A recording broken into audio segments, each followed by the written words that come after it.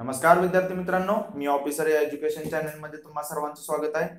आज आपण question answers पाहणार आहोत। ओके, आज आपण 10 क्वेश्चन पाहणार आहोत। त्या 10 क्वेश्चनचं तुम्हाला पहिल्यांदा आन्सर द्यायचा आहे, त्यानंतर मग आपण त्याचं एक्सप्लेनेशन पाहणार आहोत आणि त्याचं करेक्ट आन्सर पाहणार आहोत। मग तुम्ही ते 10 क्वेश्चन सोडवा आणि मग तुमचा जो येणारा स्कोर आहे तो चेक करा किती बरोबर आले ते, आणि मग तसं कमेंट बॉक्स मध्ये मेन्शन करा। ओके, आता तुमच्या पुढे एक एक क्वेश्चन येत राहील, तो तुम्ही व्हिडिओ पॉज करा, तो क्वेश्चन्स बघा, सॉल्व करा आणि तुमचे आन्सर कमेंट बॉक्स मध्ये मेन्शन करा। ओके, चला तर मग आता आपण आपल्या लेक्चरला सुरुवात करू। हा आता तुमच्या पुढे आहे पहिला प्रश्न।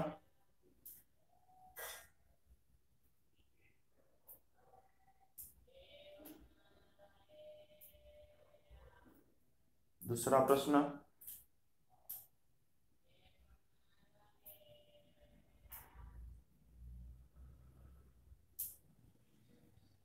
तिसरा प्रश्न,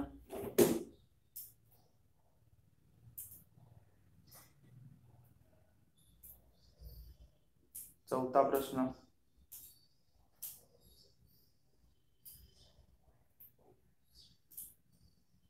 हा आहे पाचवा, सहावा,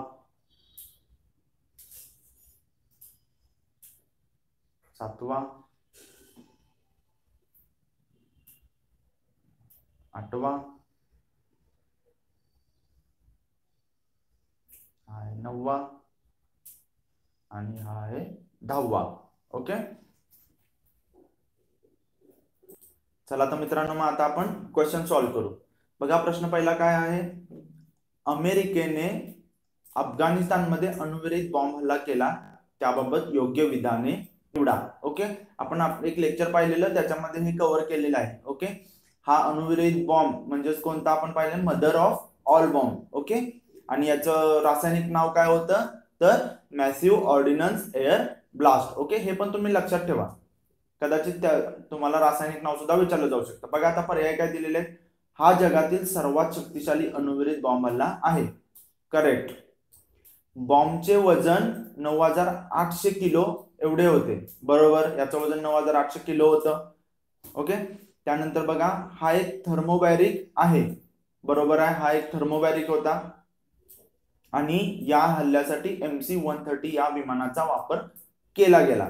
ओके, बरोबर आहे, आपण पाहिलेलं आपल्या लेक्चर मध्ये की अमेरिकेने हा मदर ऑफ ऑल बॉम्ब, की त्याचा आकार खूप मोठा होता, त्यावरून त्याला हे नाव देण्यात आलेलं होतं, आणि हा बॉम्ब नेण्यासाठी वापरलेलं विमान होतं MC-130। ओके, MC-130, आणि हा अफगाणिस्तान मधल्या कुठे हल्ला केलेला होता या बॉम्बने तर नांगरहार प्रांतामध्ये। ओके, हे पण तुम्ही लक्षात ठेवा की कुठे केलेलं होतं तर नांगरहार प्रांतामध्ये। ओके, आणि हा थर्मोबॅरिक आहे। ओके, थर्मोबॅरिक म्हणजे काय की याचं जे स्फोटके असतात आणि इंधन असतात हे एकाच पोकळीमध्ये भरलेलं असतं। ओके, आणि हा अशा प्रकारचा बॉम्ब असतो की जेणेकरून तो म्हणजे गुहा असते, ओके, नाहीतर बोगदे असतात, अशा ठिकाणी सहज पोहोचता येत नाही अशा ठिकाणी सुद्धा हा मारा करण्यासाठी वापरला जातो। आणि थर्मोबॅरिकचा अर्थ काय की हा बॉम्ब म्हणजे जमिनीवर पडण्यापूर्वी हवेतच याचा स्फोट होतो। ओके, आणि मग ह्याच्यातले जी स्फोटके आहेत ही हवेतील ऑक्सिजन वापरतात आणि ह्याचा आणखी जास्त मोठा स्फोट होतो। ओके, त्यामुळे त्याला थर्मोबॅरिक म्हणतात। ओके, लक्षात ठेवा की हा थर्मोबॅरिक आहे। ओके, तर मग याचं उत्तर काय तर चारीच्या चारी पर्याय बरोबर आहेत, म्हणजेच काय आहे पर्याय क्रमांक 4 वरील सर्व। ओके, बघू आता आपण आपला पुढचा प्रश्न। तर बघा मित्रांनो, दुसरा प्रश्न काय आहे, रासायनिक अस्त्रे प्रतिबंधक संस्थेविषयी खालील विधाने लक्षात घ्या आणि अयोग्य विधाने ओळखा। ओके, तुम्हाला अयोग्य विधाने ओळखायचे। तर बघा, रासायनिक अस्त्रे प्रतिबंधक संस्था म्हणजेच काय आहे, OPCW म्हणजे organisation for prohibition of chemical weapons. आता सिरियावरती झालेला रासायनिक हल्ला, ओके, त्यामुळे याच्यावरती क्वेश्चन बनू शकतो म्हणून हा इथे घेतलेला आहे। ओके, मग पर्याय बघा काय तुम्हाला ऑप्शन काय दिलेले आहेत ते बघा।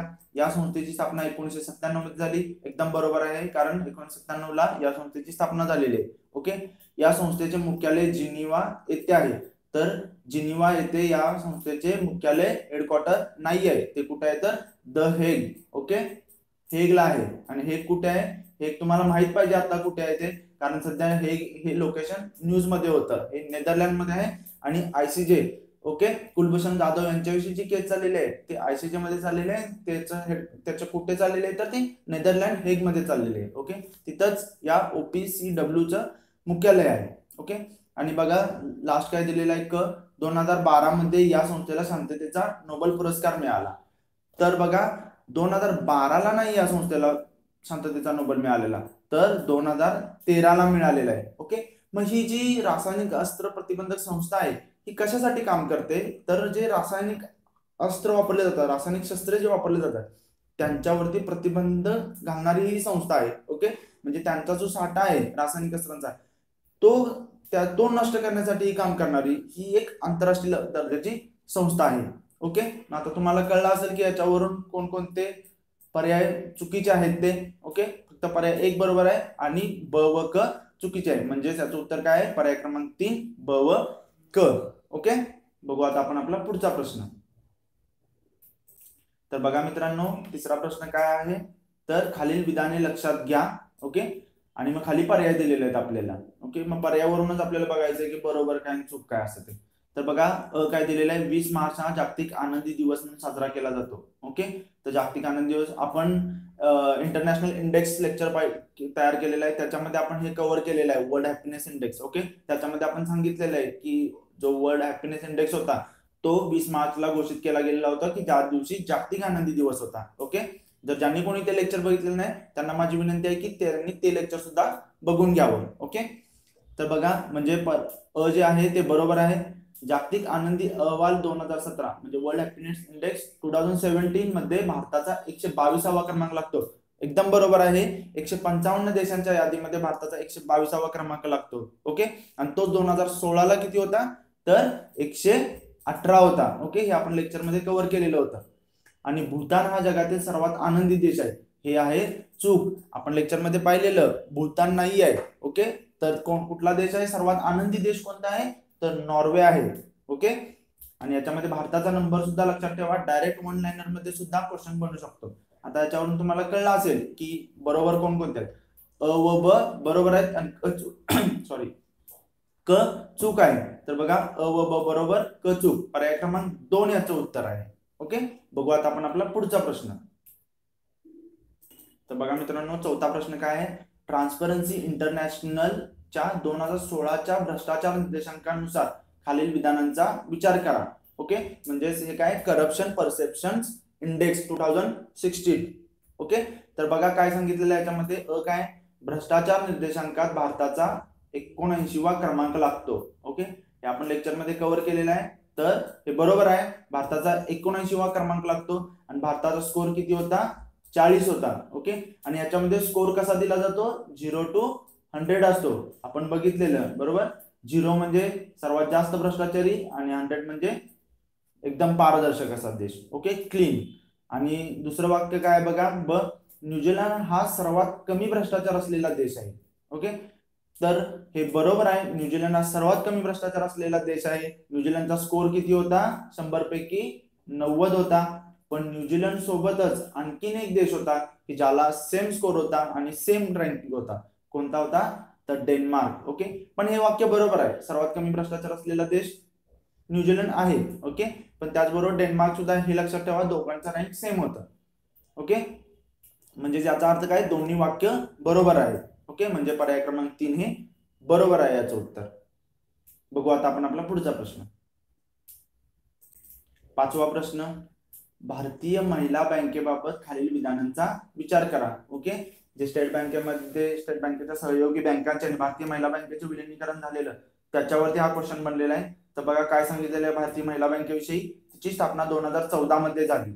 ओके ब काय बघा महिलांसाठी स्वतंत्र बँक असणारा भारत हा तिसरा देश आहे. बरोबर आहे. 1 एप्रिल 2017 पासून तिचे विलिनीकरण स्टेट बँक ऑफ इंडिया मध्ये होणार आहे. हे पण बरोबर आहे. फक्त तिची स्थापना जी आहे भारतीय महिला बँकेची ही 2013ला झालेली आहे. ओके हे आपण लेक्चर मध्ये कव्हर केलेले आहे. स्टेट बँकेचे विलिनीकरण स्टेट बँकेमध्ये तिच्या सहयोगी बँकांचे आणि भारतीय महिला बँकेचे विलिनीकरण हे आपण लेक्चर बनवलं आहे. त्याच्यामध्ये याच्याविषयी सर्व माहिती कव्हर केलेली आहे. ओके आणि जस्ट फॉर युअर इन्फॉर्मेशन की भारतीय महिला बँकेचे मुख्यालय कुठे आहे तर दिल्ली. ओके, आणि त्याच्या संचालिका कोण आहेत तर SM स्वास्ती. हे आपण लेक्चर मध्ये बघितलेलं होतं. म्हणजे त्याचं उत्तर काय पर्याय क्रमांक 3. ओके, फक्त अविधान हे चुकीचं आहे. ओके, बघू पुढचा प्रश्न. बघा प्रश्न 6 काय आहे तर भारतातील सर्वात मोठ्या बोगद्याचे लोकार्पण नुकतेच जम्मू काश्मीर राज्यात झाले. बघ आहे नसरी ते चेनानी दरम्यान हा बोगदा तयार करण्यात आलेला आहे. बरोबर, म्हणजे चेनानी नसरी या बोगद्याविषयी हा क्वेश्चन आहे. ओके, आणि आपल्याला योग्य विधान करण्यासाठी सांगितलेलं आहे. तर बरोबर आहे पहिलं वाक्य. दुसरं पण बरोबर आहे. राष्ट्रीय महामार्ग क्रमांक 45 वर हा बोगदा आहे. तर 45 वरती नाही आहे, आपण पाहिलेलं आहे. तर कितीवर आहे 44. Okay, national highway 44. आणि या बोगद्याची लांबी 9.2 किलोमीटर आहे. बरोबर आहे, 9.2 किलोमीटर आहे. ओके, काही ठिकाणी 9.28 दिलेलं आहे, म्हणजे ते बरोबर आहे.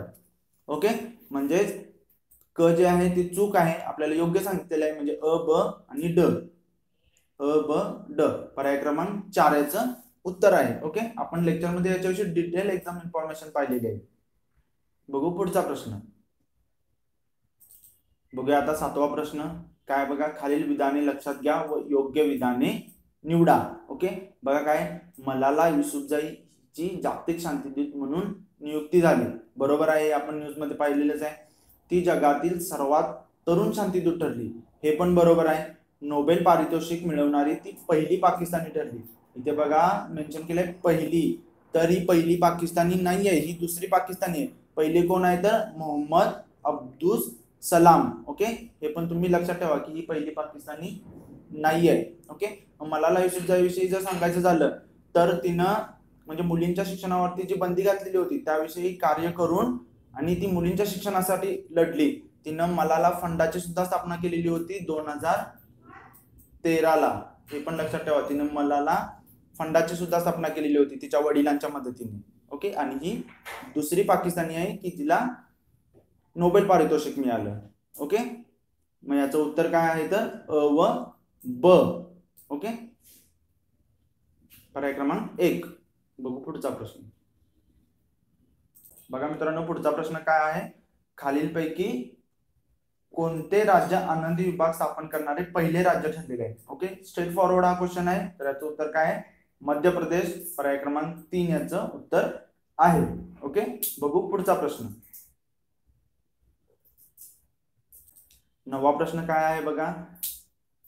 सिरियात केलेल्या रासायनिक हल्ल्याबाबत योग्य विधाने ओळखा. ओके, तर अ काय बघा, या हल्ल्यात सिरिन या नर्व एजंटचा वापर करण्यात आला. ओके, यापूर्वी 2014 मध्ये असा हल्ला केला. ओके, तर बघा या जो हल्ला झालेला होता सिरियामधील खान शेकून या शहरामध्ये, ओके, रासायनिक हल्ला, तर त्याच्यामध्ये सरीन या नर्व एजंटचाच वापर केला गेला होता. रासायनिक अस्त्रांचे प्रकार असतात. एकाचं सल्फर मस्टर्ड, सरीन की ज्याला नर्व एजंट म्हणतात, त्यानंतर VX, फॉस्जिन, क्लोरीन. ओके, तर यावेळेला जो झालेला होता सिरियामध्ये तो सरीन होता की ज्याला नर्व एजंट म्हणतात. ओके, आणि यापूर्वी सुद्धा सिरियामध्ये हल्ला झालेला होता 2014 मध्ये नव्हता झालेला, 2013 मध्ये झालेला होता सिरियामध्ये. ओके, हे लक्षात ठेवा. तर मग याचं उत्तर काय असणार आहे पर्याय क्रमांक 1, फक्त अ बरोबर. ओके, तर बघा मित्रांनो 10वा प्रश्न काय आहे. जलयुक्त शिवार योजनेनुसार खालीलपैकी योग्य पर्याय निवडा. 2018 पर्यंत महाराष्ट्र राज्याला दुष्काळमुक्त करणे.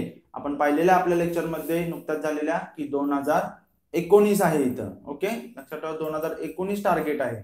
ओके, आणि दरवर्षी 5000 गावं कमीत कमी पाणी टंचाई मुक्त करणे, दुष्काळमुक्त करणे हे महाराष्ट्र सरकारचं टार्गेट आहे. ओके, म्हणजे पर्याय क्रमांक जो अ जे आहे हे चूक आहे आणि ब जे आहे ते बरोबर आहे. ओके, म्हणजे याचं उत्तर काय येतं पर्याय क्रमांक 2, फक्त ब बरोबर.